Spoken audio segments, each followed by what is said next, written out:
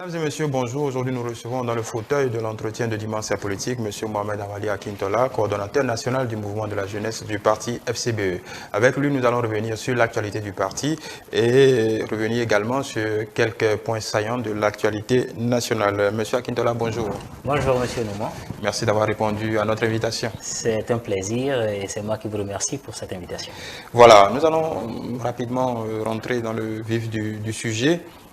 Je vais commencer par vous demander quelque peu comment avez-vous vécu ces lendemains quelque peu difficiles, les dernières élections législatives. Merci, Monsieur Noumon. Et effectivement, pour les législatives de 2023, donc nous en sommes à 3 mois de cela en arrière, plus ou moins. Et le résultat issu des urnes lors de ces législatives n'a pas du tout été réjouissant pour le parti FCBE. J'ai moi-même été candidat et suppléant du premier titulaire de ma circonscription. Et nous étions allés à ces élections avec beaucoup de détermination. Nous avons mouillé le maillot, comme on l'a dit, pour que les résultats puissent tout au moins refléter l'idéal, refléter les efforts fournis et surtout la volonté de la population. Nous avons quand même été assez surpris, ça il faut le reconnaître, que ces résultats soient aussi bas par rapport à nos espérances. Nous avons fait autour de 4, et quelques pourcents. Beaucoup de leçons sont à en tirer. Nous avons pris le temps de digérer cette défaite. Nous l'appelons défaite pour nous parce que nous avons fait des scores plus intéressants que cela et nous espérions remonter encore au-delà de ce que nous avions fait par le passé. Nous avons digéré cela et c'est le jeu politique qui est ainsi, c'est du fair play. Nous en avons tiré beaucoup de leçons et sommes déjà prêts à rebondir.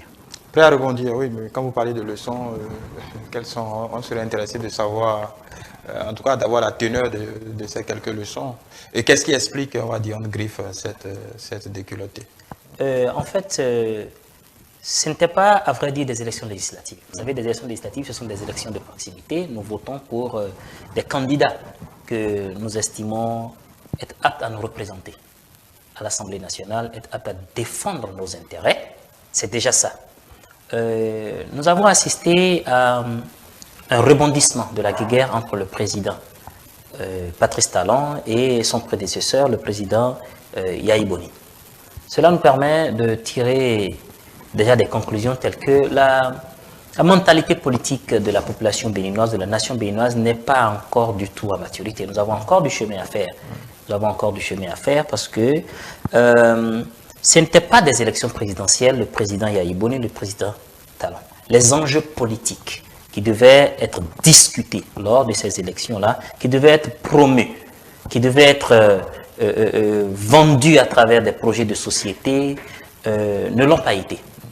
On a déplacé la population, les électeurs, les acteurs politiques ont aidé, incité les électeurs à déplacer les enjeux de ces élections-là et à les réduire à une guerre, à un règlement de compte entre le président Yahi et le président Talon. C'est ça qui donne les résultats que nous avons. Et vous voyez que la FCBE, en réalité, n'est pas censée, ne se retrouve pas dans ce schéma-là, ne se retrouve pas dans le schéma axe Talon, Yahi Boni, lorsqu'on parle de la politique du Bénin. Bon, vous voyez lors de ces élections-là également que beaucoup de promesses ont été faites. Beaucoup de promesses ont été faites qui ne relèvent pas du tout. D'accord, avant d'aller plus loin, donc, si vous suivez, ça voudrait dire que FCBE a été victime de Yahi Boni? Pas que de Yahi Boni, nous avons été victimes d'un sabotage, lynchage, des deux côtés. Des deux côtés, parce que, prenons par exemple la campagne des démocrates. Le président d'honneur des démocrates, le président Yahi Boni, qui s'est invité dans la compétition, on n'a pas à le lui reprocher. Non, il est président d'honneur. Président d'honneur d'un parti et a pleinement le droit de le faire. Ouais. Donc, vous savez, le système partisan nous demande, lorsque nous faisons la campagne électorale, de nous concentrer sur notre projet de société. C'était ça ce qu'il fallait vendre à la population. Mais le Parti des démocrates a déplacé en fait l'angle de la discussion et sur le terrain, le président d'honneur des démocrates a choisi le bastion des leaders du parti FCBE. C'est là que le président Yahya Boni a fait les campagnes. Ça, c'est déjà la première chose. Et qu'est-ce qui a été dit sur le terrain? C'est en ça qu'on dit aussi que les institutions, c'est pourquoi je dis que nous avons été victimes des deux côtés, puisque les institutions de la République n'ont pas également pris leurs responsabilités. On n'est pas censé, lors d'une campagne électorale, insulter, vilipender, salir l'image de notre parti politique ou des leaders de notre parti politique. C'est ce à quoi nous avons assisté. Prenez n'importe C'est ce que le président Yahya Boni a fait. C'est ce qu'il a fait. C'est ce qu'il a fait et on est allé jusqu'à déchirer le logo FCBE en public, au nord du pays.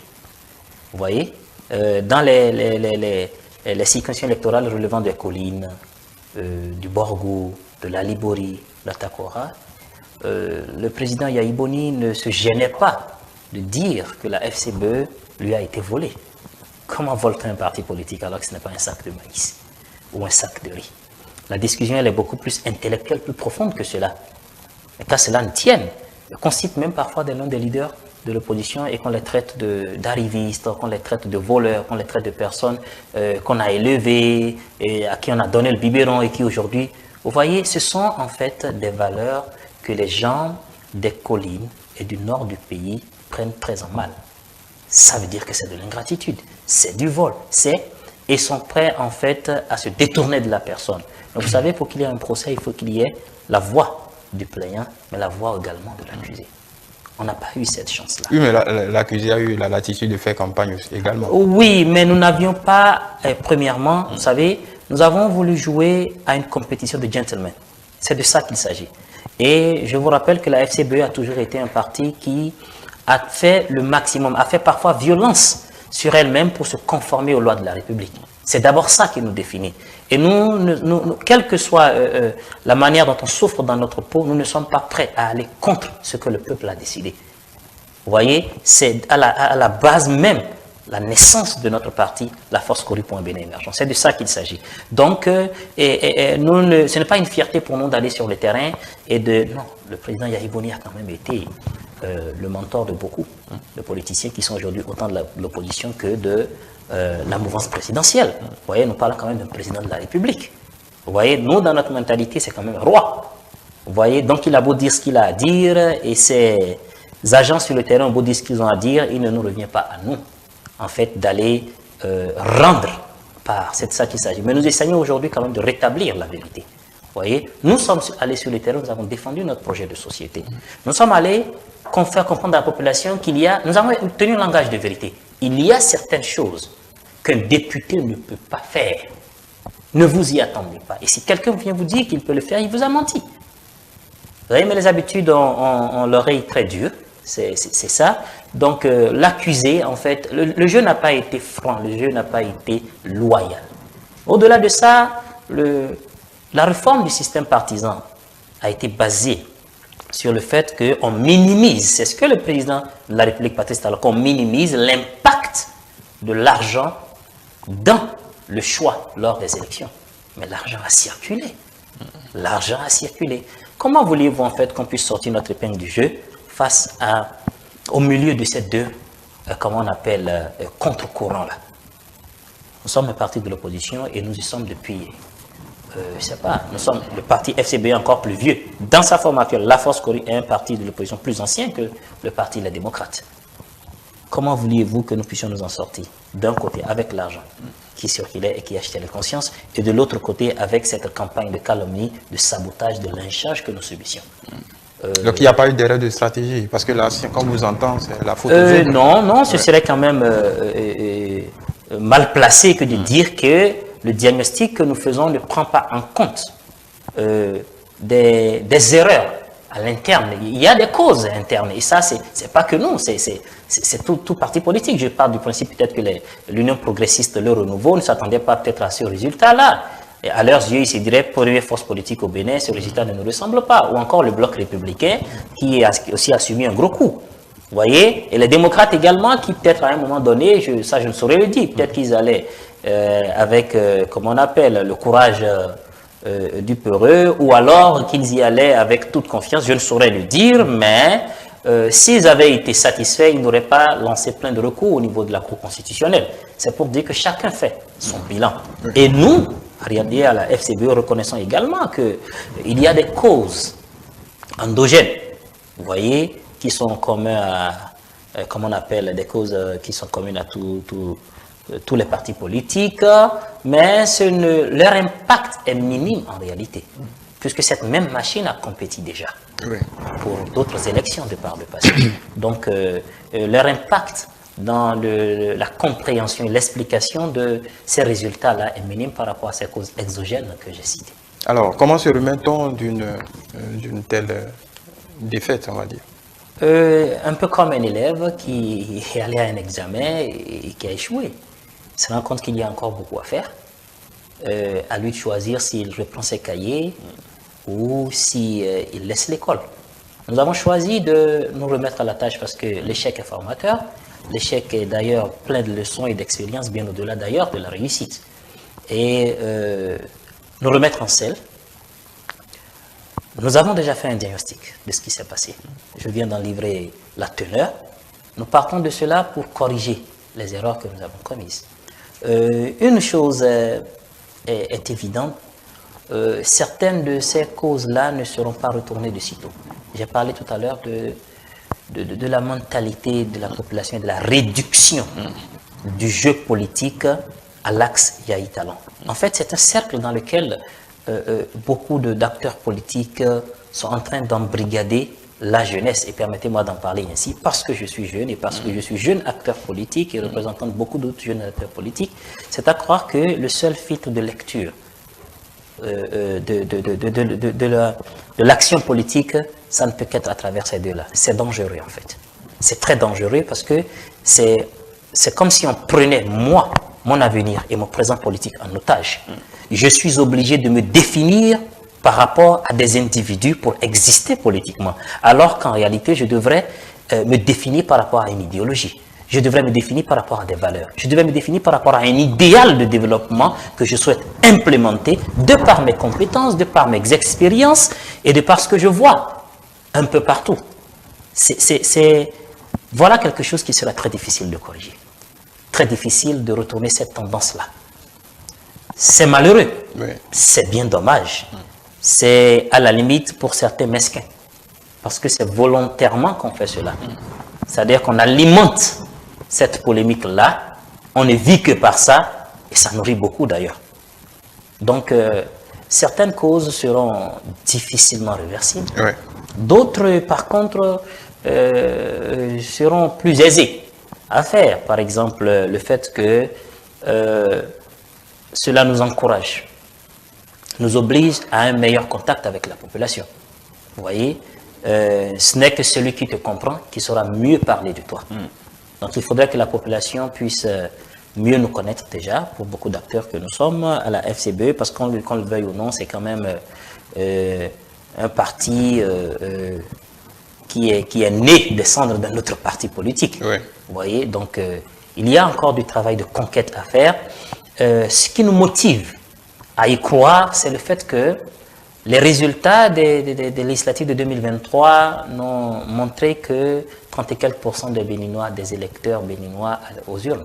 Cela veut donc dire qu'il y a 60 et quelques % qui ne se retrouvent pas dans cette dynamique-là, que ce soit la dynamique de l'opposition radicale ou la dynamique de la mouvance présidentielle. Voilà donc une population qui pourrait bien, qui nous intéresse d'ailleurs et qui pourrait bien être appelée à comprendre mieux la posture de la FCBE aujourd'hui. Donc c'est un électorat à gagner et nous y avons foi.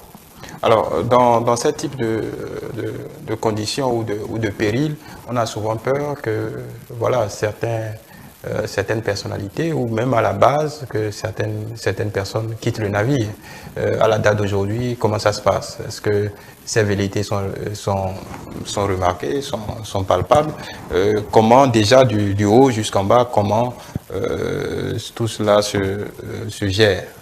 Vous l'avez remarqué, j'ai dit que nous avons un langage de vérité. Oui. Ce serait faux, hypocrite de dire que les réflexions n'ont pas été agitées dans ce sens-là.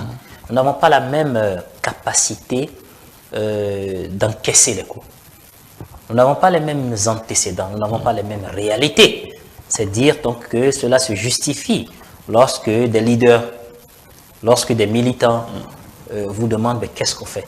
Est-ce qu'il ne faudrait pas rejoindre la mouvance présidentielle, puisque malgré toutes nos explications, nous avons mis en avant le fait que rien n'est trop coûteux, n'est trop cher s'il s'agit de la paix.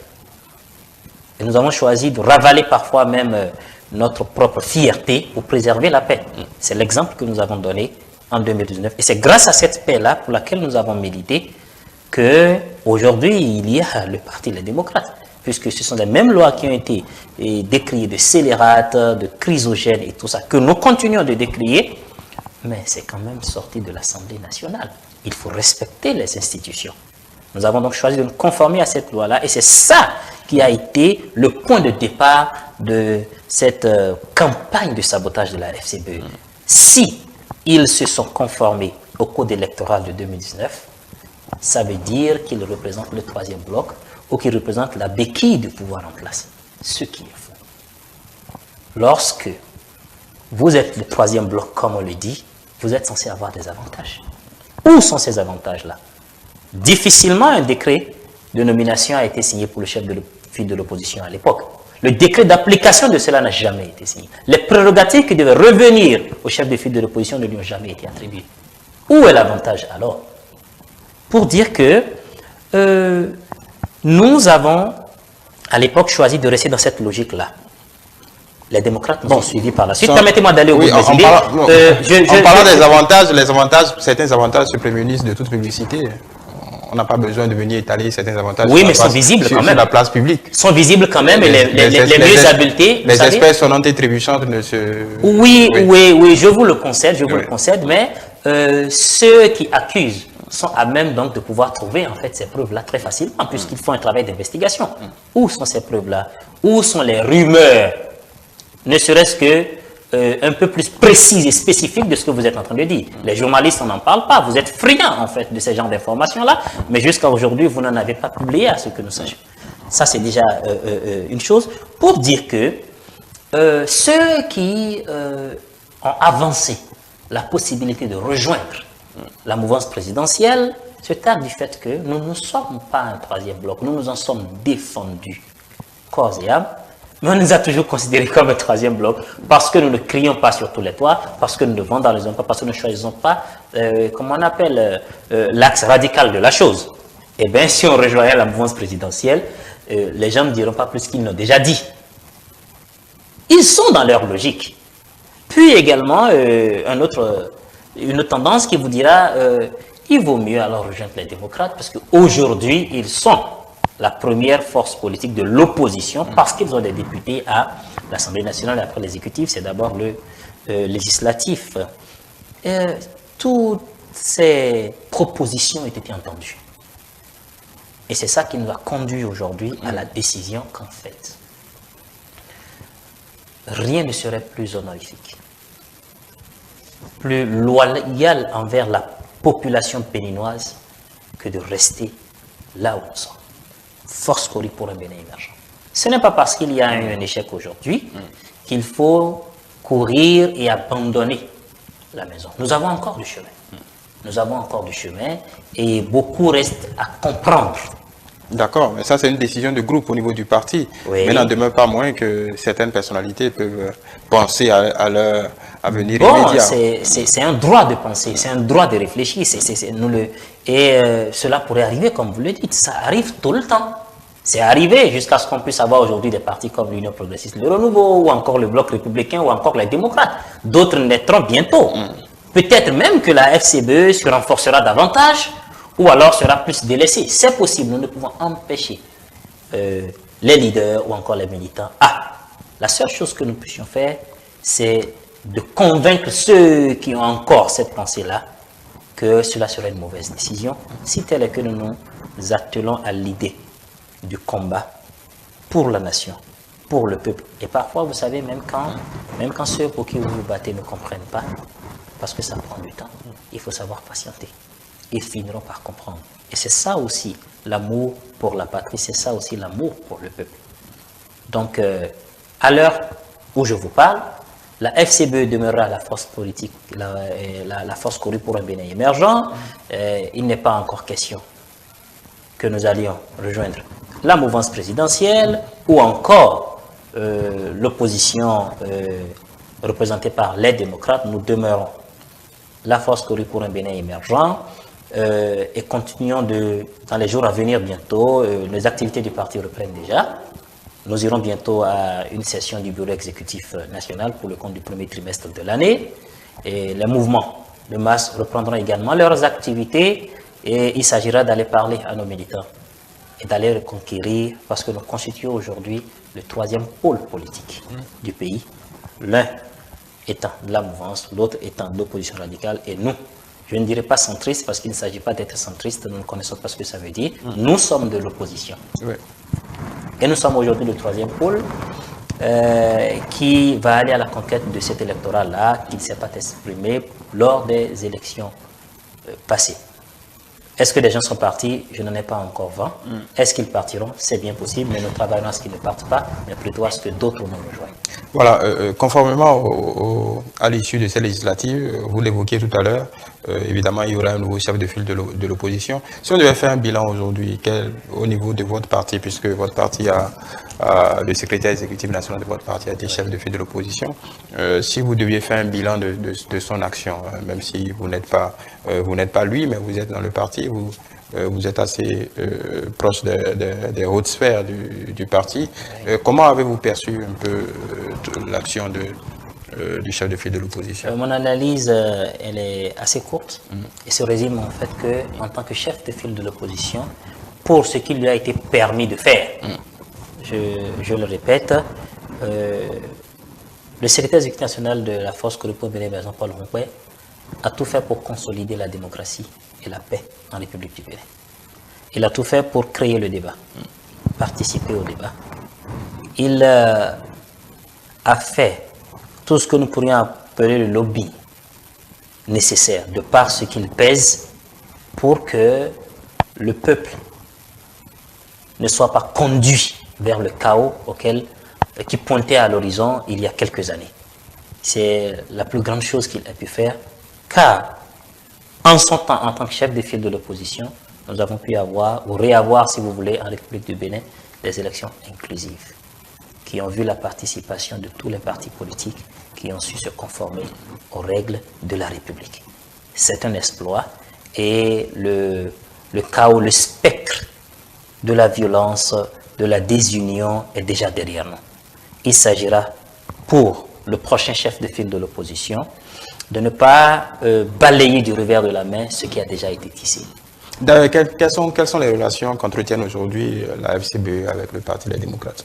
Déjà au lendemain des élections, vous savez que nous avons été prompts à féliciter oui. le Parti des démocrates. Cela est d'ailleurs fait partie de nos habitudes d'ailleurs à la FCBE, car après tout nous sommes tous béninois et nous ne payons pas tout en blanc ou en noir. Cela nous caractérise. Et il n'est pas encore question puisque de par le passé, bien avant les élections, il était question de consortium ou de mise en commun des forces de l'opposition et tout ça. Il n'en est pas encore question. Nous demeurons ouverts à tout ce qui concerne concertation, dialogue, dans le cadre des forces de l'opposition que nos deux partis forment pour faire avancer le pays. Il n'y a pas de guéguerre entre nous, du moins pas de notre côté. Chacun fait ce qu'il peut. C'est ce que je peux dire par rapport à cela. Et ce serait un plaisir de recevoir les leaders des démocrates et le prochain chef de file de l'opposition pour parler de ce qui nous rassemble et laisser derrière nous ce qui nous divise. Voilà. Je m'en voudrais de ne pas vous poser cette question. Vous l'évoquiez également tout à l'heure par rapport à ce décret qui n'est jamais arrivé. Comment vous l'expliquez au niveau du parti? C'est assez compliqué. On ne saurait se mettre à la place du pouvoir en place. Il a été dit que ce sera dans la mesure de la disponibilité, puisque, vous savez, les avantages dont nous parlons sont surtout les avantages protocolaires. Oui, sont surtout les avantages protocolaires qui vont avec le statut de chef de file de l'opposition. Des avantages financiers aussi? Bien sûr que oui. Ça va avec. Bien sûr. C'est avec un cœur vraiment meurtri que nous avons vécu ça. C'est avec un cœur vraiment meurtri que nous avons vécu ça. Moi, si vous permettez que je le raconte, lors de la célébration de la fête de l'indépendance, le 1er août 2022, c'est avec vraiment le cœur en larmes que j'ai observé le chef de file de l'opposition du Bénin, une personnalité, une institution, si vous permettez que je le dise, ne recevoir même pas dans les annonces du chargé de protocole de la cérémonie aucun égard. C'est méchant. Ça, c'est ce que nous observons d'ici. Et lorsque vous cherchez à voir là où les images sont encore là, vous êtes journaliste, vous pouvez consulter les archives, là où Paul Hongbe a été placé derrière, dans la rangée de beaucoup d'autres personnalités. C'est méprisant en fait, pas seulement pour lui, non. Il a été chef de file de l'opposition, un autre le sera demain. C'est méprisant pour la fonction, c'est méprisant pour l'institution, c'est méprisant pour la République du Bénin qui a institué cela. Est-ce que cela a été fait parce qu'on craignait que lui donner ses avantages protocolaires là lui donnerait trop de force à l'opposition que nous représentions? Peut-être. Oui, bon, sa place sur l'estrade n'a pas empêché que le chef de l'État se dirigeât vers lui et échangeait quelques mots. Oui, mais il ne s'agit pas de cela. Le chef de l'État s'est dirigé vers beaucoup de personnes. Le chef de l'État a salué beaucoup d'autres personnes qui étaient dans des rangs de personnalités moindres que Paul Hongbe. Il ne s'agit pas de... c'est pas l'emplacement de l'estrade. Ah oui, bien sûr, si l'emplacement n'était pas... C'est un emplacement officiel. Si c'est la personnalité de la République qui était... Si l'emplacement n'était pas important, le chargé du protocole n'en aurait pas fait une priorité. Oui, évidemment, il y a un protocole. Oui. Et lorsque vous présentez, il y a serré la main et puis après. C'est un peu comme pour dire, bon, le roi l'a quand même valorisé en lui donnant la main, il a serré la main à beaucoup d'autres personnes. Nous parlons de l'institution qu'est le chef de file de l'opposition. C'est de ça qu'il s'agit. Mépriser cela de cette manière-là, c'est mépriser la République elle-même. Bon, comme je le disais, on n'a pas voulu peut-être donner ces avantages-là parce que ça rendrait peut-être l'opposition béninoise trop forte. Machiavel aurait bien pu expliquer cela. Voilà. Nous allons évoluer et revenir à l'actualité du moment et parler toujours de l'opposition et de l'action du Parti des démocrates. Ces derniers jours, en tout cas ces dernières semaines, cette question sensible de la détention de Rekia Matoukou et de Joël Aïvo et beaucoup d'autres, même si ces deux noms reviennent un peu plus souvent. On a vu hier le Parti des démocrates annoncer vouloir introduire une loi d'amnistie. On a vu l'ex-président de la République, Boni Yahi, aborder cette question et demander instamment la libération de ces deux personnalités qu'il qualifie de détenus politiques. Voilà, déjà, comment vous observez un peu, au-delà de cette annonce des démocrates, déjà, comment vous observez un peu tout cet activisme, on va le dire ainsi, qui se déploie sous nos yeux depuis quelques semaines? Merci beaucoup, M. Noumon. Vous l'avez dit tout à l'heure, ces deux noms reviennent constamment. Ces deux noms reviennent constamment dans quel cadre? C'est parce qu'il y a beaucoup d'autres actions menées dans ce sens-là. On n'a pas manqué depuis les élections présidentielles de 2021 de chanter cela, de supplier pour certains, d'exiger pour d'autres. Donc cette action des démocrates est légitime. Nous la félicitons. Nous la félicitons et nous les remercions d'avoir choisi d'user de leur position actuelle à l'Assemblée nationale pour accompagner ce combat-là que mènent tous les Béninois. Quand je parle des Béninois, je ne fais pas une différenciation de bord politique. C'est en cela même d'ailleurs que c'est parfois surprenant que même des responsables de la mouvance présidentielle ne puissent pas se démarquer en toute honnêteté pour pouvoir se prononcer sur ce cas-là. Car rien ne nous fera croire aujourd'hui que ces incarcérations ne sont pas politiques. Absolument rien. Dire ça, ce n'est pas, en tout cas, dénier la prépondérance de la justice béninoise. Oui, cela, mais que vouliez-vous, quel pouvoir, quelle force active vouliez-vous qu'il soit utilisé pour cela dans une république? Ce n'est que ça. Partout où ça s'est passé, où nous avons eu des détentions politiques, ça n'a toujours été que la justice qui a fait cela. Voilà, mais en quoi c'est une détention politique? Parce que ce sont des personnalités politiques. Est-ce que le raccourci n'est pas un peu trop facile? Bon, d'accord, chacun est libre de faire son analyse, mais vous savez le contexte dans lequel cela est survenu. D'accord? Le contexte dans lequel cela est survenu, le caractère expéditif de ces procès-là, qui tout le monde l'a suivi en fait. Tout le monde l'a suivi. Oui. Voilà, le caractère expéditif de ces, comment on appelle, de ces procès-là. Expéditif à un point où les accusés n'ont pas voulu faire appel. Si c'est assez expéditif que cela... Oui, justement, parce que cela ne valait pas la peine. L'intention d'incrimination était tellement prononcée que il fallait plus donner d'espoir. C'est comme ça qu'il fallait lire leur refus de faire appel.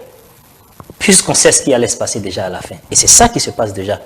Il vaut mieux ne pas donner espoir. Je pense que ces personnalités-là ont également voulu éviter à leurs proches ce traumatisme-là d'espérer et d'être encore et encore déçus à la fin, et ont préféré carrément s'en remettre à Dieu, si vous voulez.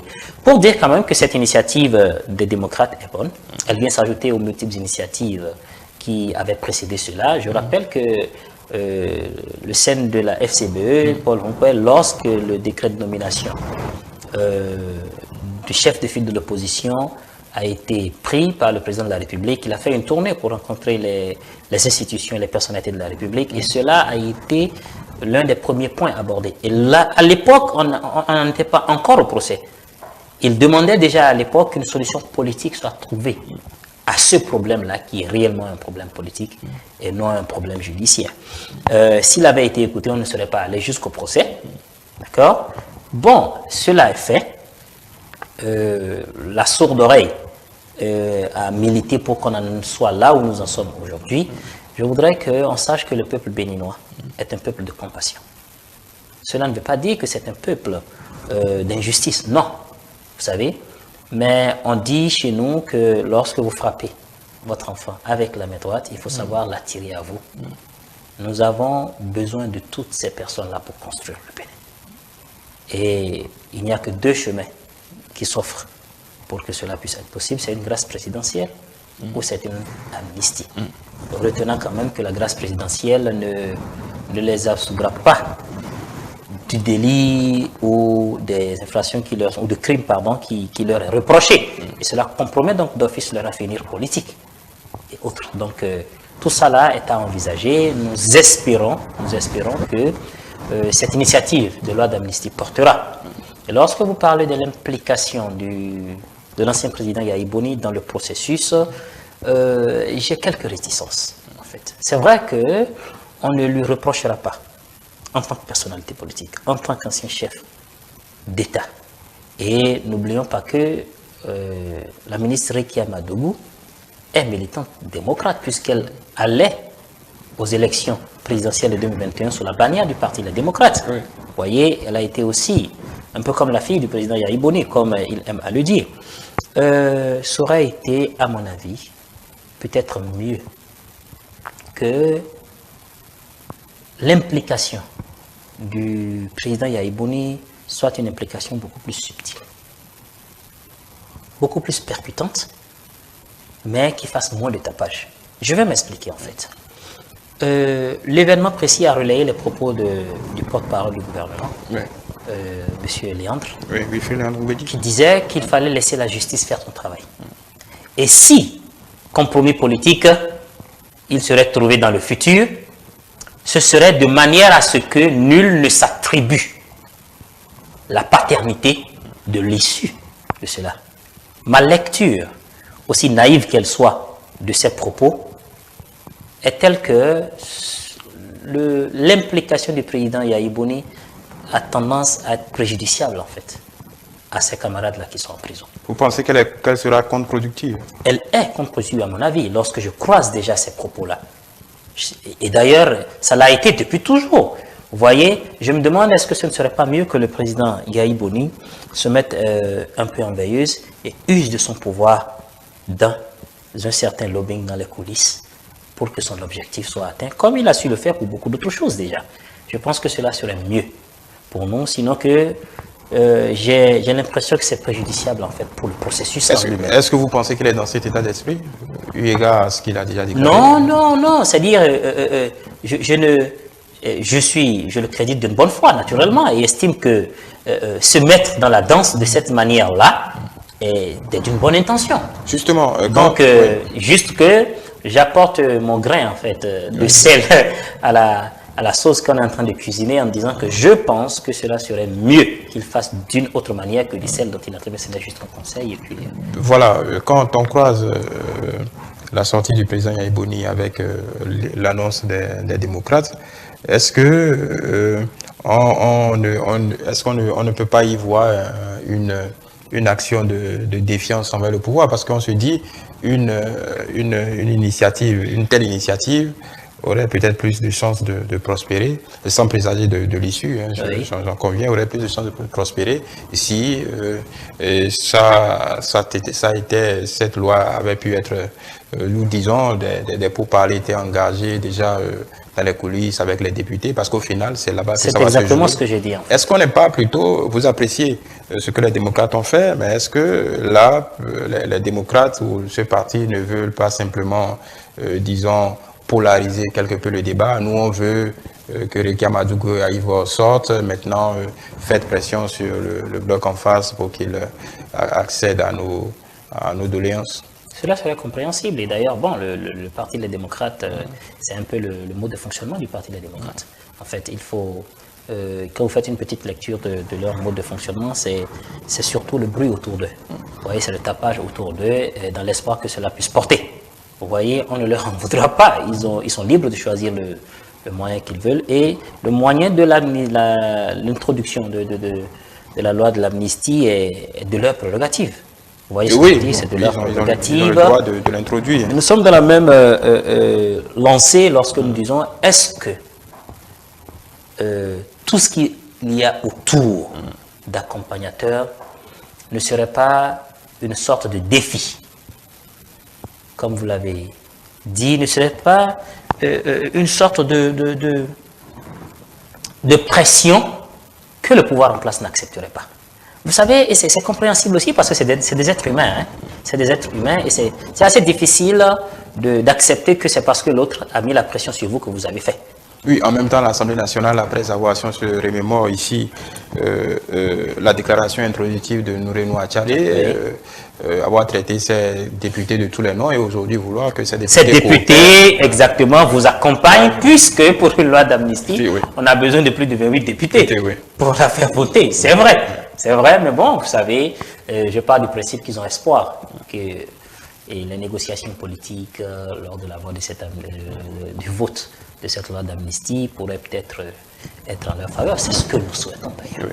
Parce que nous sommes convaincus qu'il y a quand même beaucoup de députés au sein de la mouvance présidentielle qui ne sont pas non plus satisfaits de ce qui se passe. On en entend parler, on le lit parfois dans les journaux. Donc, espérons que cela puisse prévaloir. Et que, bon, que le résultat que nous espérons tous puisse être atteint. Oui, dans le même temps, on a des nouvelles du côté de la prison de Mistreté. Hier, toute l'administration a été balayée.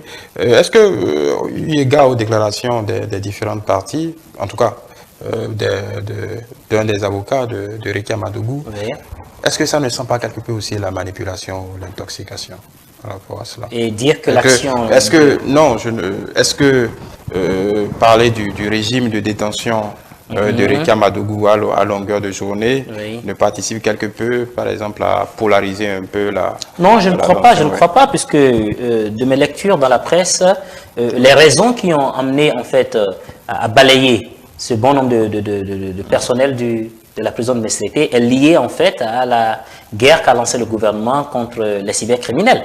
C'est ce que j'ai pu lire dans la presse, c'est dire que il y a des faveurs qui sont octroyées à des prisonniers qui, considérés en détention, arrivent encore à perpétrer des actes illégaux depuis la prison de Mistreté. Donc, je pense que cela est interne à, comment on appelle, à la régie de cette prison-là ou à l'administration pénitentiaire et ne saurait être nullement lié aux déclarations de Maître Abodjo par rapport aux conditions de détention et par rapport au fait qu'on ne lui ait pas permis de voilà, voir justement, est-ce que par rapport aux déclarations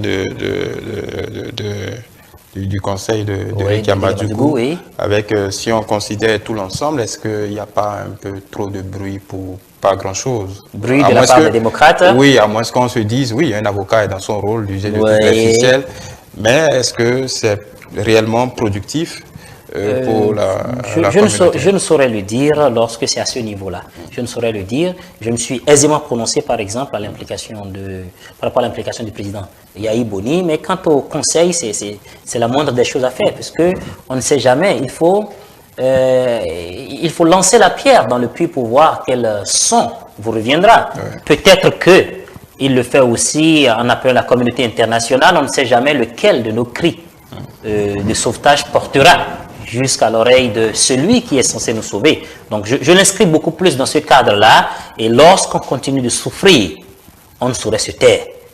Donc c'est dans ce cadre que je l'inscris, et je ne considère pas cela comme de trop, puisque c'est beaucoup plus judiciaire, c'est pas aussi politique qu'on le voudrait, mais du côté des députés... Le judiciaire est déjà tranché. Le judiciaire est définitivement tranché. Oui, et les avocats ont toujours espoir. C'est pourquoi on continue de garder ce contact-là. Il est de leur devoir de dénoncer si les conditions de détention de leurs clients sont contraires à ce qui devrait être, et ainsi de suite. Vous savez, parfois, il y a des personnes aussi qui s'invitent dans des guerres qui ne les concernent pas, juste pour plaire à tel ou tel leader, et qui font mal pour rien. C'est aussi ce à quoi on assiste beaucoup, donc Dieu nous en préserve, quoi. Voilà, le corollaire de cette question, est-ce que l'État devrait clarifier les choses? Est-ce vous pensez qu'il est utile que l'État démonte officiellement ces allégations, ou en tout cas clarifie une bonne fois pour toutes les conditions de détention de ces personnalités? Est-ce que ça participerait à clarifier quelque peu le débat? L'État devrait. Il devrait, parce que la question étant plus ou moins en train d'osciller entre le champ politique et le champ du judiciaire et tout ça, et que notre gouvernement n'est pas un gouvernement qui a la langue de bois. Donc, c'est dire qu'il devrait le faire. Quitte à se demander pourquoi ils ne le font pas assez, peut-être qu'ils estiment qu'il ne faut pas autant en parler, parce qu'en communication, vous le savez, même si c'est quelque chose de péjoratif, plus on en parle, plus cela a de l'intérêt aux yeux des gens, et plus on lui donne de la valeur. Je me dis peut-être que la cellule de communication de pouvoir en place est peut-être dans ce schéma-là. Laissons-les parler, sinon que si nous essayons de nous justifier, peut-être qu'on y verrait de l'auto-accusation, ou qu'on donnerait de la raison à la population, encore que la population n'a pas toujours le discernement entre ce qui se passe réellement et ce qui est allégué. Voilà, ce qui est moral, ce qui est droit, et ainsi de suite. Donc, je me dis que le gouvernement devrait, d'accord, devrait, mais bon, peut-être qu'ils sont dans ce mutisme-là pour des raisons qui les servent aussi plus politiquement. Voilà. Vous êtes acteur politique, jeune acteur politique par ailleurs. J'aimerais vous poser cette question. C'est pas, rassurez-vous, c'est pas une question piège. Mais j'aime les questions pièges. Voilà. Ça pose, cette situation renvoie à la question de la morale en politique. Aujourd'hui, on a des personnalités politiques qui sont en prison pour des faits qui ont été jugés. Et on a une classe politique, vous le disiez si bien, même peut-être même dans la mouvance, qui fait tout pour trouver une solution politique. Est-ce que ça veut dire que indubitablement et invariablement, l'homme politique doit pouvoir, disons, à la latitude de s'absoudre de tout? Parce que ce soit ici ou ailleurs, l'exemple du Sénégal, par exemple, oui. Ousmane Sonko, oui. L'exemple est parlant. Dès qu'un homme politique est indexé dans telle ou telle affaire politique, on considère que, de suite, que c'est une détention politique. Là, donc, je pose la question à l'homme politique. Est-ce que l'homme politique a droit à une immunité, c'est pas, de fait? A droit à une immunité de fait? Immunité de fait, non. Non, parce qu'au regard de la loi, nous sommes tous égaux. Parce que tout citoyen d'une république qui s'est fixé des lois doit pouvoir respecter ces lois-là. si des gens, quel que soit le statut, quel que soit leur pouvoir, c'est d'ailleurs même des gens qui se disent leaders, qui se disent des modèles, que suivent beaucoup d'autres qui doivent faire très attention. Et dans la logique traditionnelle, on a tendance d'ailleurs à punir doublement celui qui est plus censé ne pas commettre une faute que les autres, les ordinaires. Donc, je dirais que non, une immunité de fait, absolument pas. Ce serait injuste. Maintenant, quant à la question de l'éthique et de la morale en politique, ça c'est un sujet assez vaste, même s'il est très intéressant. Oui, assez vaste, parce qu'on est en plein dedans. Là, on parle de deux personnalités. Ma question n'est pas abdominale. Vous savez, il est difficile. Voilà. Il est difficile, en fait, de pouvoir faire le discernement sur le fait, entre ses intérêts personnels en jeu et les intérêts du groupe. Vous verrez beaucoup de politiciens parfois appeler même à se convaincre du fait que ce qu'ils veulent, ce qu'ils désirent, est-ce que le peuple veut ou est-ce qu'il est vrai? C'est difficile de se départir de cela en fait, et surtout lorsqu'on a de grandes et lourdes responsabilités. C'est de ça qu'il s'agit. La question de l'éthique et de la morale devient assez relative. Elle est d'ailleurs relativisée lorsqu'on se trouve dans cette sphère-là. C'est en ça que, personnellement, je trouve que celui qui devrait lui-même, à chaque seconde, se remettre en cause, qu'il soit croyant ou pas, le simple fait qu'il soit humain et qu'il vive dans une société, celui qui devrait s'obliger à se remettre tout le temps en cause par rapport à ses faits, c'est l'homme politique. C'est celui qui a la responsabilité des autres dans ses mains. Parce qu'une simple décision prise, un petit avis de rien du tout peut décider de la vie, peut décider du devenir de beaucoup d'autres individus, et cela sur des générations. Celui qui devrait le plus faire attention, qui devrait inviter le plus l'éthique et la morale dans ce qu'il fait, quitte à ce que ses intérêts soient menacés, c'est l'homme politique. Il faudrait donc qu'on ramène la question de la gestion de la cité à une question du sacerdoce. C'est d'abord ça. Nous ratons cela, que nous assisterons à beaucoup de déboires auxquels on assiste aujourd'hui. Oui, d'accord. Qui suis-je pour apprécier si quelqu'un est en train d'agir pour ses intérêts lorsqu'il est sur le terrain politique ou qu'il est en train de le faire pour le groupe? Qui suis-je pour le faire? Oui, d'accord, je conviens, mais la question est fort à propos.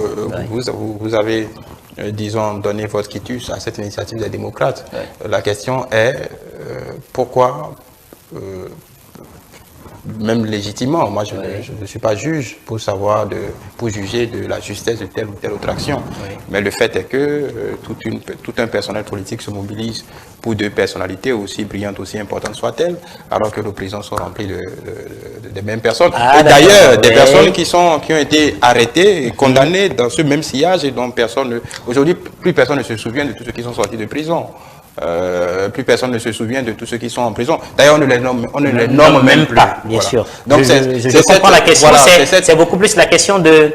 ce deux poids, deux mesures. Voilà. Que tout le monde semble assumer. Bon, vous savez, je comprends ce que vous dites à présent. Je comprends ce que vous dites. Déjà qu'il faut savoir une chose, ce qui est remis en cause, en fait, ce n'est pas... Si c'était que les démocrates ou une bonne partie du peuple béninois reconnaissaient les faits qui sont reprochés à Rekia Madougou ou au professeur Joël Aïvo et avait estimé que la justice avait bien fait son travail, il serait plutôt aujourd'hui en train de demander pardon.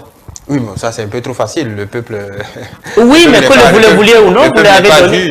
Oui, le peuple n'est pas juge, heureusement que le peuple n'est pas juge d'ailleurs, raison pour laquelle il a la capacité de se prononcer. Raison pour laquelle les partis politiques ont la capacité. C'est la raison d'ailleurs pour laquelle on n'est pas en train de poursuivre en justice les députés démocrates qui ont osé dire qu'ils veulent introduire une loi d'amnistie. C'est leur droit, n'est-ce pas? La liberté d'expression. Ils ont le droit de remettre en cause, même quand ça a été fait. Ce qui pourrait justifier ce qu'ils sont en train de faire, chers amis journalistes, c'est le fait que vous voyez la même justice là, condamner des gens à des années de prison, des décennies après, qu'on revienne à découvrir que des gens qui étaient condamnés peut-être à une peine de perpétuité, sur la base des faits, sur la base des informations, sur la base des preuves qui avaient été présentées à l'époque, la justice n'était pas en train de mal faire en les condamnant, mais aujourd'hui, qu'on se rende compte peut-être qu'on n'a pas bien fouillé une piste. Oui, d'accord. Il demande, dans ce cas, comme partout au monde, il demande réparation. Et que, voilà, oui, et que cela soit remis en cause pour que ces prisonniers-là sortent. Donc, il est de bon droit de ceux qui estiment que le procès à Ivo ou le procès Madougou n'a pas été fait en prenant en compte tout ce qu'il fallait faire, prendre en compte, il est de bon droit qu'ils remettent en cause cette sentence-là. Cela ne veut pas dire qu'ils sont en train de reprendre le procès, ils demandent qu'on les libère. Justement, justement parce que pour eux, ils estiment que si la République donne la possibilité d'user de ces voies-là pour les libérer, leur problème en fait, c'est que ces personnes soient libres. Vous comprenez ce que j'ai dit? Pourquoi est-ce que on n'est pas en train d'implorer pour une grâce présidentielle aujourd'hui? Pourquoi on parle d'amnistie afin qu'on puisse nettoyer tout ce qu'on leur reproche? Vous comprenez un peu ce que j'ai dit? Donc, libre à eux d'user de ces voies de recours-là, si ces voies de recours sont autorisées dans une république. Cela ne revient pas à dire, en fait, qu'ils remettent en cause, comment on appelle, l'idée même de la justice et estiment peut-être que Rekia Madougou a fait, mais bon, comme c'est elle, il faut revoir la sentence. Non, il ne s'agit pas de ça. Ils sont dans la posture de « ils n'ont rien fait ». La justice a été instrumentalisée et il faudrait à présent, donc le problème n'est pas un problème judiciaire, il a juste été balancé là-bas pour servir des intérêts politiques. C'est un problème politique et il faut y trouver une solution politique. Ça, c'est leur raisonnement. Vous comprenez? Ça, c'est le raisonnement et cela n'a rien à voir avec la question de l'atteinte à la sûreté de l'État, au blanchiment d'argent et ainsi de suite. Mais écoutez, cher ami, combien de personnes ne sont pas en fait susceptibles d'être poursuivies pour blanchiment d'argent en République du Bénin? Oui, bon, ça c'est une question triviale. Voilà, donc pour dire que... Ma question, c'est est-ce qu'un élu de la République, un député qui est tenu de respecter toutes les lois, peut remettre en cause de façon, on va dire, au vu aussi de tout le monde, une décision de justice? Oui. Quand bien même il a sa position. Oui, il peut le faire s'il estime que cette décision de justice-là n'est pas juste, excusez-moi cette tautologie-là, aux yeux peut-être des circonstances qui ont amené à le faire, qu'ils estiment que à l'époque où tout cela se passait, il n'avait pas voix au pupitre. Vous comprenez ce que je dis? Qu'il n'y avait pas possibilité d'impacter aussi, si tel est qu'il considère que l'impact qui a conduit là était un impact politique, qu'il n'a pas la possibilité d'impacter aussi parce qu'il n'était peut-être pas à l'Assemblée nationale. C'est possible qu'il remette autant de raisons qu'il peut se donner. Même à l'Assemblée nationale, ils ne sont pas juges, jusqu'à preuve du contraire. Voilà, donc c'est leur droit le plus absolu de le faire, en fait. Ce ne serait pas la première fois, ce ne serait pas non plus la dernière fois. Vous comprenez que cela se fera. Pourquoi est-ce que cette fenêtre juridique-là est laissée? Pourquoi cette fenêtre juridique? Et au-delà de ça, je vais ajouter quelque chose, vous savez. Ce qui écœure aussi le plus, c'est cette sentence-là. Elle est trop lourde, en fait, aux yeux des Béninois ou aux yeux de ces personnes qui remettent en cause. Je ne parle pas encore de moi parce que je ne suis pas censé avoir une position là sur le coup, mais c'est un peu ça. Je l'ai dit tout à l'heure, j'ai dit que le peuple béninois est un peuple de compassion. Oui, encore une fois, doit-on se substituer aux juges? Non, ils ne l'ont pas fait, ils lui ont dit de bien faire son travail. Selon eux, vous savez, il y a ma vérité, il y a la vôtre et il y a peut-être aussi la vérité. Voilà. De toute façon, en attendant, nous n'avons pour obligation de respecter, outre la vérité. Exactement, c'est la vérité de la République. De la République. Et les voies légales ont emmené Joël Aïvo et Rekia Madougou en prison. Ce sont ces mêmes voies de recours légales-là qui autorisent les Béninois ou les partis politiques à demander une loi d'amnistie ou à demander une libération pour eux. Donc nous sommes toujours en train de respecter les lois de la République. Du moment où on n'est pas allé les extirper de la prison, qu'on n'est pas allé casser la prison, nous sommes toujours en train de respecter les lois de la République. Voilà. Toujours. Voilà, c'est peut-être le plus important. Voilà. Nous allons évoluer. On a l'impression que ces débats caporalisent quelque peu l'actualité ces derniers temps. Mais quand on observe quelque peu le cours des actions du président de la République, bon, on a un pays qui fonctionne, le pays travaille, le président de la République, encore il y a quelques jours, était sur divers chantiers. Comment vous percevez un peu tout ça parce que il y a 3 ans, il reste 3 ans pour la fin du mandat, il y a un programme d'action du gouvernement qui est en œuvre. D'un côté, on a un parti politique qui essaye de caporaliser l'espace médiatique, et de l'autre côté, un pays qui est en branle et qui travaille. Oui, il n'y a pas à redire sur ce qui marche déjà. Vous voyez, le travail de ceux qui caporalisent la presse et tout ça, c'est de mettre le doigt sur ce qui ne va pas afin d'amener celui qui est en train de faire, à qui on a concédé la prérogative de travailler pour nous, de bien faire. Vous voyez. Donc oui, lorsque vous suivez l'actualité, vous voyez que ça évolue, beaucoup de chantiers sont en cours et je pense que le président Patrice Talon l'avait dit, il veut impacter aussi son temps. Il voudrait laisser des traces.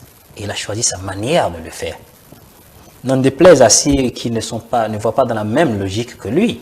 Quelque part, moi je dis, de l'un ou de l'autre, c'est le peuple béninois qui finira par gagner. Pas forcément dans l'ordre dans lequel chacun d'entre nous l'aurait voulu. Est-ce que les deniers publics sont utilisés pour développer certains domaines du pays? Oui. Nous le constatons. Nous le voyons. Ça, c'est évident. Est-ce qu'il y a beaucoup d'autres chantiers qui ont été abandonnés, négligés et qui ne font pas partie des priorités du gouvernement et qui pourtant font partie du quotidien, du vécu de la population? Oui, oui et oui. La seule chose que nous puissions faire, c'est d'attirer le regard sur, car nous n'avons pas autre moyen de pression que cela. Félicitons le gouvernement qui est en train de faire des pieds et des mains pour réaliser son programme d'action de gouvernement, et nous continuons à leur souffler à l'oreille que le hautement social qu'ils nous ont promis il y a quelques mois a fait du bruit au début. Et beaucoup en ont parlé, mais nous continuons de rester un peu sur notre faim. Ah, vous ne l'avez pas senti dans votre poche? Malheureusement, non.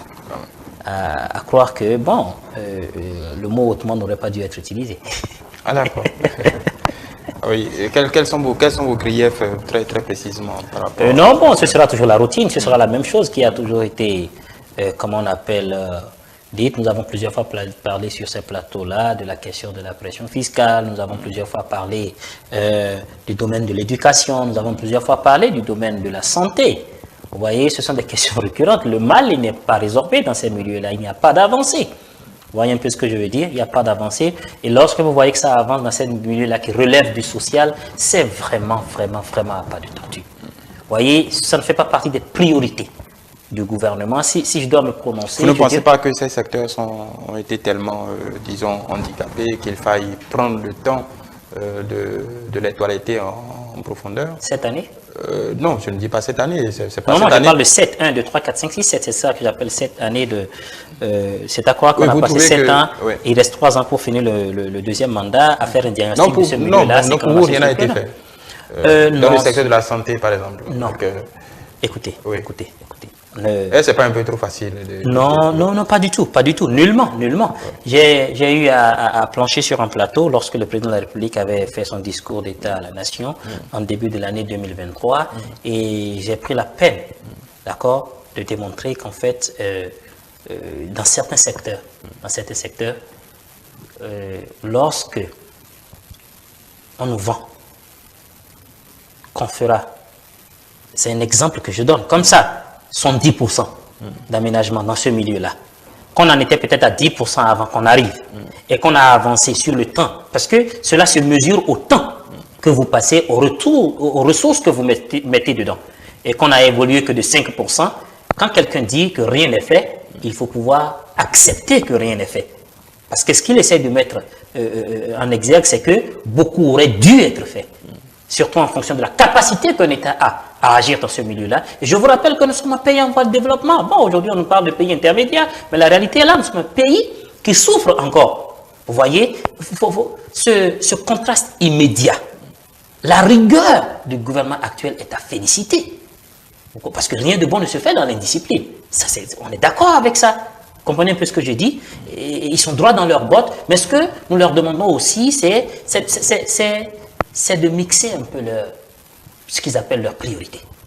Vous voyez, c'est un gouvernement un peu trop ultra capitaliste. Vous voyez, c'est ce que nous qui sommes d'idéologie social-démocrate reprochons en fait à ça. Oui, ultra capitaliste, il y a...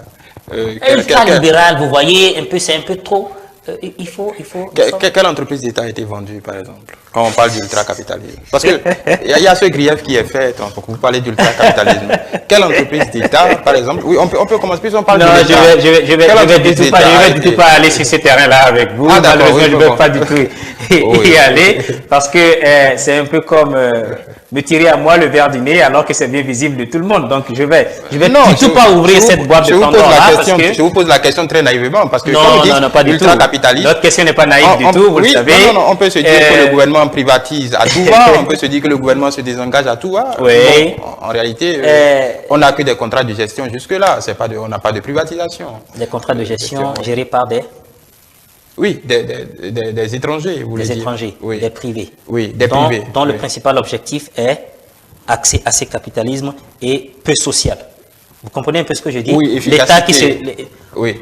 Ok, bon, efficacité, je suis d'accord. Efficacité, je suis d'accord, mais privation du minimum social, non, quand même. Oui, en quoi? Même. En quoi Monsieur, on ne va pas ouvrir cette boîte de Pandore là. Ce serait un plaisir pour moi si vous voulez qu'on prenne cela comme un thème, le débat, et qu'on vienne s'asseoir ici pour le faire toute une journée. Ce serait un plaisir pour moi. D'accord, on y reviendra. Parce que l'ultra-capitaliste, c'est... Donc, pour dire que nous sommes toujours restés sur notre fin, on aurait voulu quand même que, comment on appelle, les hôpitaux, les soins dans ces hôpitaux-là. Nous avons parlé de la formation du personnel que nous y avons, nous avons parlé de plus de recrutement, nous avons parlé d'équipement. Vous voyez, ce sont autant de réalités que nous peinons encore à voir dans la pratique. Oui, il y a eu du recrutement. Il y a eu du recrutement, il y a eu des équipements. Non, arrêtez ça, s'il vous plaît. Non, je vous soumets le factuel. Peut-être qu'à vos yeux, il n'y en a pas assez. Mais on ne peut pas dire il est très loin d'en avoir assez, en fait. Il est très loin, parce que quand vous dites assez, ça veut dire suffisamment. Oui. Vous voyez un peu, il est on est encore très loin d'en avoir assez, et puis cela est gênant. Vous voyez, il y a ces drames-là qui reviennent. La dernière fois, nous avons eu le cas de Dassa, où un bus a brûlé, des gens sont morts, la caserne des sapeurs-pompiers était juste à côté, et puis après on nous dit non, le bus ne fonctionne pas, il n'y avait pas d'eau dans la citerne. Vous voyez, ces genres de choses-là, ce sont des choses pour lesquelles on ne devrait pas se faire prier, en fait. Ce n'est juste qu'un exemple parmi tant d'autres. Je ne dis pas que c'est la seule cause du drame qu'il y a eu, pas du tout, pas du tout. Mais je dis, bon, cela aurait peut-être atténué la douleur que le peuple a ressentie. Vous voyez, donc de ces petits, combien ne meurent pas au jour le jour dans nos hôpitaux. Vous voyez, donc, et à l'école, nous avons parlé des cantines, voilà, scolaires, qui mobilisent certes l'attention, vous voyez, du gouvernement, mais où on sent quand même assez de recul par rapport à ce qui avait été déjà fait, et où ce qu'on nous vend sur les médias ne reflète pas la réalité de ce que nous avons sur le terrain. Les parents d'élèves continuent de cotiser. Nous avons parlé, pourquoi est-ce que nous nourrissons les enfants à l'école? C'est parce que nous voulons que le repas soit équilibré. Il y a plein d'écoles aujourd'hui où les enfants ne mangent pas même des protéines dans leur repas. Vous voyez un peu, les enfants ne mangent pas de protéines dans leur repas. Il y a autant de ces choses-là. Et pourtant, on paye des contrôleurs chaque mois qui sont censés faire ce travail-là. Où est-ce que les rapports sont déposés? Dieu seul le sait. Loin de remettre en cause tout ce qui est fait, nous demandons juste qu'un regard plus attentif soit apporté à beaucoup d'autres secteurs. C'est possible de le faire en ces 10 ans-là, plutôt que de se concentrer uniquement sur certains secteurs qui intéresseraient peut-être en matière d'intérêt une minorité, vous voyez, et que la majorité soit laissée en rade. C'est un peu ça. Donc c'est comme ça que vous dépeignez un peu la gestion. C'est bien ça. Voilà. Ce qui me préoccupe à cet instant, oui, vous avez ce diagnostic, mais pourquoi au niveau du parti FCBE, comme au niveau de beaucoup d'autres partis, en réalité on n'a jamais de propositions concrètes, disons, avec une formulation précise. C'est-à-dire? On a souvent des réactions à.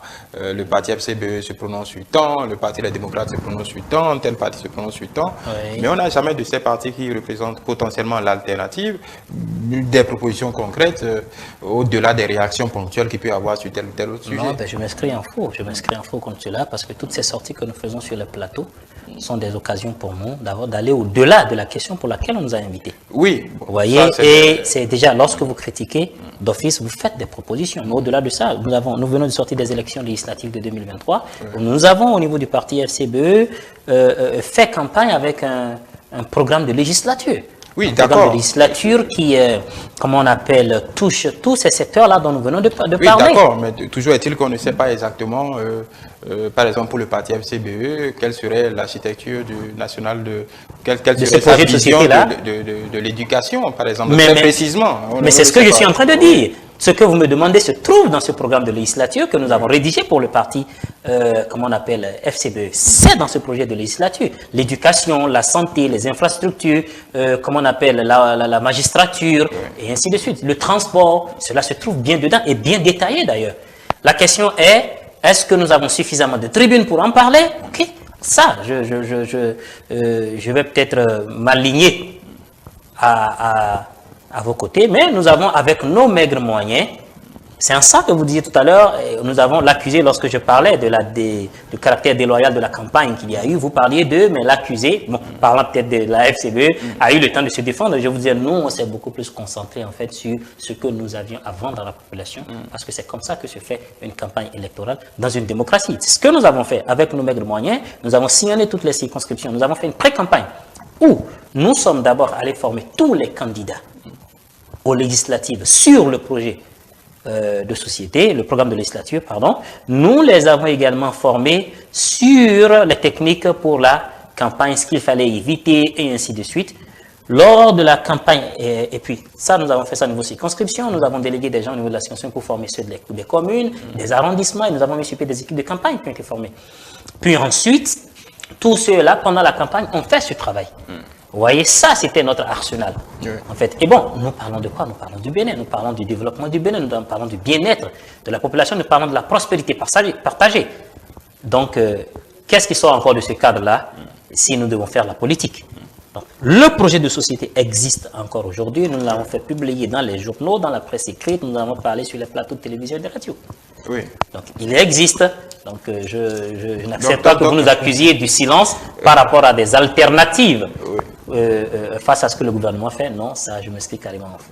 Donc les Béninois sont au courant, en tout cas, de ce que FCBE ferait. Nous avons informé la population. Et nous continuons de l'informer. Et nous allons encore reprendre notre bâton de pèlerin dans les heures à venir. Voilà, justement, vous êtes coordonnateur national du mouvement de la jeunesse du parti FCBE. On sait que la jeunesse, c'est le gisement potentiel de voix pour les partis politiques. Comment on est à 3 ans des élections générales, on ne va pas parler de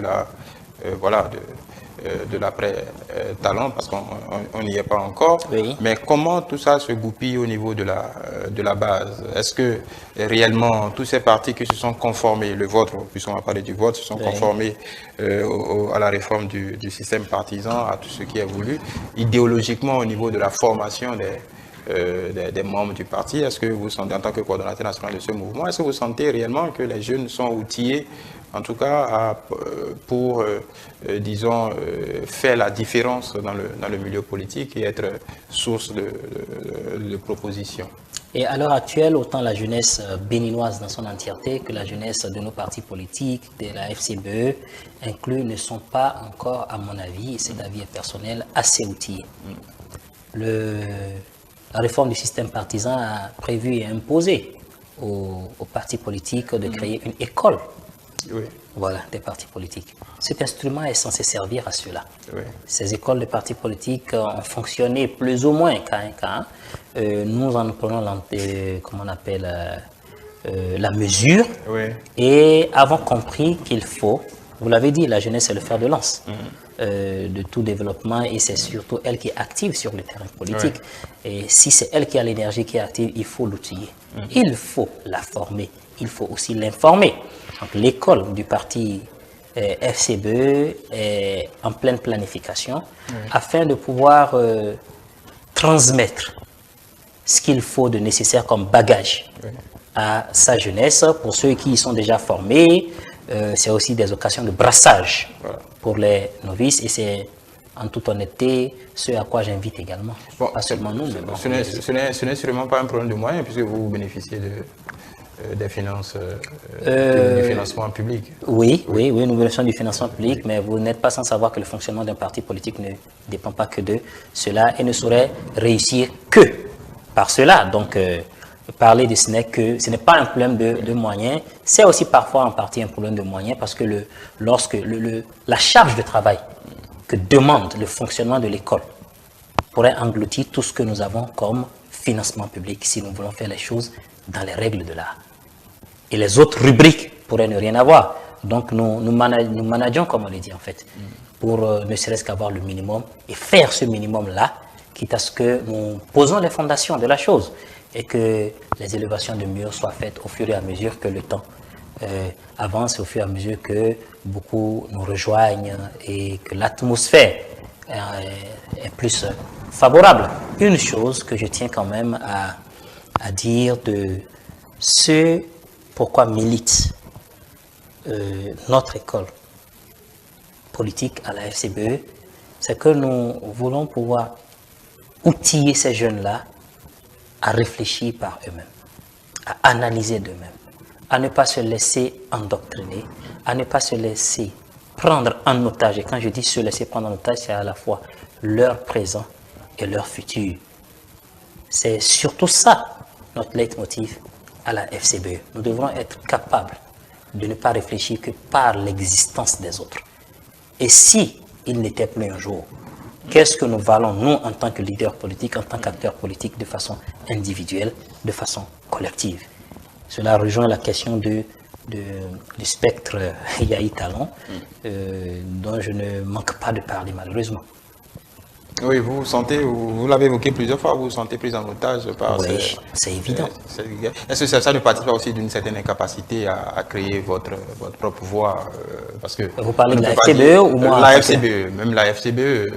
Nous sommes là. Oui. Nous sommes sur notre voie. La belle preuve, c'est que nous ne sommes pas démocrates, nous ne sommes pas mouvanciers. Vous comprenez un peu ce que je dis? Oui, mais pour le moment, cette voie n'est pas très entendable, donc peut-être qu'il... Voilà. Mais vous savez, pour qu'on vous entende lorsque vous parlez, il faudrait qu'il y ait une prédisposition à vous écouter, à vous entendre. Oui, peut-être que le message aussi est à travailler. Pourquoi pas? C'est envisageable. Oui. C'est envisageable, mais nous nous refusons quand même à ce que ce soit un message calqué sur le modèle de l'entretemps, puisque c'est ça que nous dénonçons en fait. Nous sommes aussi béninois, nous avons le droit de nous épanouir politiquement. Voilà. Il nous reste quelques minutes. Juste une question.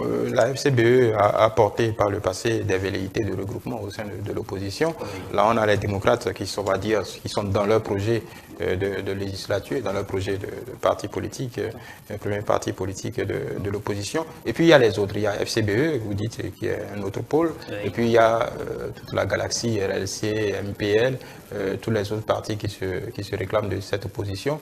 Peut-être qu'il vous sera un peu plus facile aujourd'hui de réussir ce rassemblement. Tous ces partis sont quelque peu, on va dire, en griffe, sans le manque de respect, en rade. Est-ce qu'il y a une opportunité pour vous de brasser large et d'essayer quelque peu de constituer quelque chose autour? Oui, l'idée a été évoquée, mais les actions ne sont nullement encore menées pour cela. Et comme vous le dites, le moment est assez propice pour cela. Pourquoi pas? Parce qu'il n'y a pas d'enjeu immédiat, il n'y a pas de guerre et il y a beaucoup de choses qui pourraient aussi nous rassembler. Vous savez, le tout tient au discours que chacun d'entre nous tient. Si nous arrivons à trouver des points communs et que nous arrivons à taire plus ou moins notre ego, vous voyez, et il ne serait pas impossible d'avoir en République du Bénin un seul pôle de l'opposition. Vous voyez, c'est quelque chose qui pourrait tellement vite, facilement arriver et durer dans le temps si les acteurs politiques que nous sommes sont prêts à mettre leur ego de côté. Arrêter de penser uniquement à eux. Et même s'ils sont déjà finissants, continuer dans une posture de finissant, continuer à penser à leur avenir politique alors qu'il n'y a plus d'avenir politique et penser ne serait-ce qu'aux générations qui viennent. Je pense que même cela, un pôle uni de l'opposition serait facilement réussi, quitte à ce que Dieu inspire tout un chacun. Voilà, Dieu inspire tous un chacun. C'est une prière. Nous allons finir là-dessus. À moins que vous n'ayez un dernier mot pour sortir de cette Je crois que tout est dit. Tout est dit. Oui. Merci beaucoup, Mohamed Awali Akintola. Je rappelle que vous êtes coordonnateur national du mouvement de la jeunesse du parti FCBE. Vous étiez dans le fauteuil de l'entretien de dimanche politique. Merci de nous avoir suivis. Merci.